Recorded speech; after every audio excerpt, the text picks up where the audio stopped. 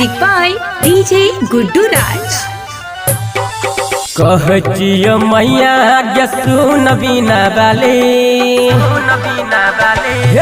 कहचियो मैया गे सुन बिना बाले विदाई के बेरा हमरा या बोरुलाई नागे फेर अइहा गे मातु फेर अइहा हक के हंस के सवारी ग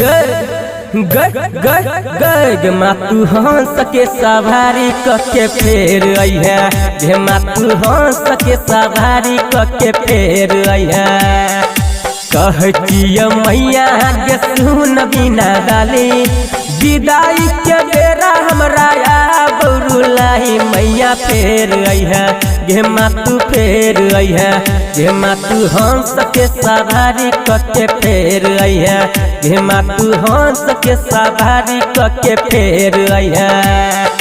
आप अभी सुन रहे हैं विराट म्यूजिक की शानदार प्रस्तुति। मागे मागे गे मागे मागे DJ Guddu Madhubani. DJ Guddu Madhubani. हंस के सवारी कके फेर अइहा फेर अइहा। सब साल पूजा तोहर करे छी दुआर पर विपत्ति के पटरी हमारा तब या कपार पर सब साल पूजा तोहर करे छी दुआर पर विपत्ति के पटरी हमारा तब या कपार पर हमारा गरिया किया गेलही भूलही मागे देर केला गे मा अनहेर केला गे मातु हंस के सवारी ग मातु हंस के सवारी कके फेर अइहा गे मातु हंस के सवारी कके फेर अइहा। प्रेम से बोलिए सरस्वती मैया की। मागे मागे गे मागे मागे DJ Guddu Madhubani.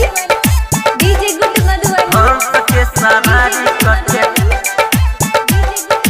फेर अइहा फेर अइहा। किया आबै में लागो एक साल गे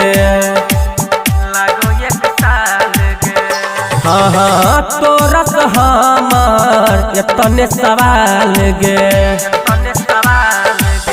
किया आबै में लागो एक साल गे तोरा से हमर एतने सवाल गे शंकर बिहारी चंदन करौनी हो रमा सवेर अइहा गे मा सवेर अइहा हक के हंस के सवारी ग मागे हंस के सवारी कके फेर अइहा गे मातु हंस के सवारी कके फेर अइहा। कहचियो मैया गे सुन बिना डाली विदाई के बेरा हमरा या बौरुलाई मैया फेर अइहा गे मातु फेर अइहा गे मातु हंस के सवारी कके फेर अइहा गे मातु हंस के सवारी कके फेर अइहा।